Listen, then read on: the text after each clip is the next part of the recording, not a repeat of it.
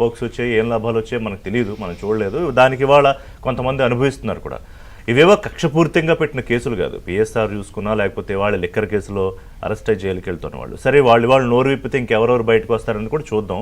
అంతకన్నా ముందు శ్రీనివాస్ గారు, ఇవాళ అనిల్ కుమార్ యాదవ్ లాంటి పహిల్వాన్లు అప్పట్లో అసలు రొమ్మిరిసిన అని అసలు పవన్ కళ్యాణ్ అయితే ఇంకా ఆయన ఎలాగ చేశాడో, మరి వాళ్ళందరూ ఏంటి, వాళ్ళు ఇలాంటి నాయకులు కొంతమంది నాకు కొన్ని పేర్లు గుర్తురాట్లేదు కానీ వాళ్ళందరూ వాళ్ళ సెల్ఫ్ మ్యూట్ మోడ్లోకి వెళ్ళిపోయారా? ఎక్కడికి వెళ్ళరండి. అంటే నేను ఏమంటున్నానంటే సార్, ఇప్పుడు ఇందాక మనం మాట్లాడుకున్నట్టు అంటే ఎటువంటి వ్యక్తులు అన్నది విషయంలో జగన్మోహన్ రెడ్డి గారు చెప్పాడు. ఎటువంటి వ్యక్తులు ఆ ఎన్నికల ప్రచారంలో మీకు గుర్తుండే ఉంటుంది.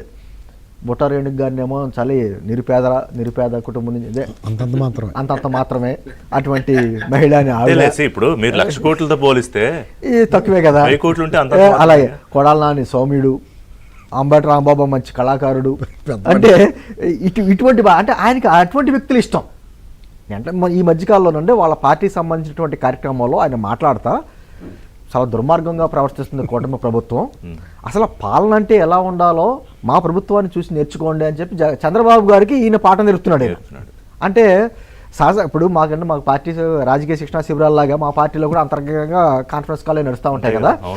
సరే, ఏ విధంగా నడుచుకోవాలి ఏంటి అంటే ఏ విధంగా నడుచుకోవాలన్నది నేర్చుకోండి, కానీ ఏ విధంగా నడుచుకోకూడదో అయితే మాత్రం గత ప్రభుత్వంలో ఉన్నటువంటి నాయకులు ఎలా మాట్లాడారు, ఆ భాష కానీ వాళ్ళ ప్రవర్తన కానీ ఆ విధానం కానీ అలా ఉండకూడదు అనేటువంటిది చెప్పారు. అంటే నేను ఎందుకంటున్నాను సార్, అలా చెప్పిన మాటకే చేసిన దానికి సంబంధం ఉండదు.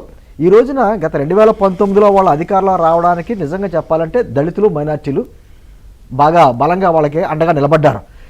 అదే దళితుల్ని ఏ విధంగా హింసించారో మనం చూసాం. మనకి పక్కా ఉదాహరణ ఎమ్మెల్సీ అనంతబాబుది. డోర్ డెలివరీ చేసాడు ఒక కార్ డ్రైవర్ని, దళితుని చేసిన వ్యక్తిని పార్టీ నుంచి సస్పెండ్ చేసేవారు. అలా కాదండి, పార్టీని సస్పెండ్ చేసేవారు. ఒక లెటర్ ఇస్తారు, వీళ్ళు కింద సంతకం ఉండదు ఎవరిదని, పార్టీ లెటర్ వస్తుంది, సంతకం ఉండదు.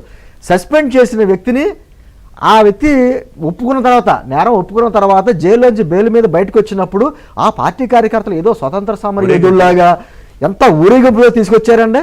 ఆ వ్యక్తిని మళ్ళీ ఆయన ముఖ్యమంత్రి హోదాలో పక్కన పెట్టి కూర్చోబెట్టుకున్నాడు. సో అంటే నేను ఏమనుకుంటానంటే వైసీపీ తాలూకా పార్టీ రాజ్యాంగం చాలా ప్రత్యేకంగా ఉంటుంది. అటువంటి అర్హతలు ఉన్న వాళ్ళే అంటారు. ఇందాక శ్రీనివాస్ గారు అన్నారు, ఆ పార్టీలోకి వెళ్ళిన తర్వాత ఎలా మారతారా అంటే, ఆ పార్టీలోకి వెళ్ళిన తర్వాత ఎలా మారతారా అనేది కాకుండా అలా మారిన వాళ్ళని ఆ పార్టీలో తీసుకుంటారు. అటువంటి ఆ వ్యక్తులు ఉంటేనే వాళ్ళ అర్హతలు టెస్టింగ్ పెడతారు కదండి. ఏదైనా ఒక ఎగ్జామ్ పాస్ అవ్వాలంటే ఈ అర్హతలు ఉండాలంటే వాళ్ళకున్న అర్హతలు అవి కాబట్టి ఆ టెస్టింగ్ తీసుకుంటారు. మన భారతదేశ చరిత్రలో, ముఖ్యంగా మన ఆంధ్రప్రదేశ్ చరిత్రలో ఇటువంటి రాజకీయ నాయకులు, అటువంటి పార్టీ పుట్టకూడదు, భవిష్యత్తులో కూడా పుట్టకూడదు.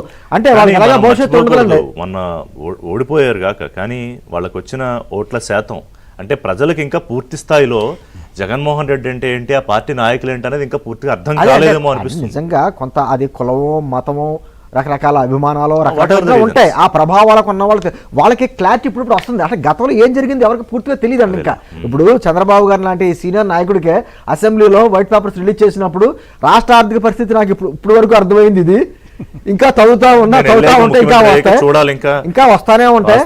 ఆ తర్వాత చెప్తాను అంటే అటువంటి నాయకులకు కూడా అర్థం కాకుండా ఆర్థికంగా ఏ విధంగా రాష్ట్రాన్ని ఇచ్చేసారో, ఏ విధంగా అది వచ్చి రోజుకో కుంభకోణం కదండి.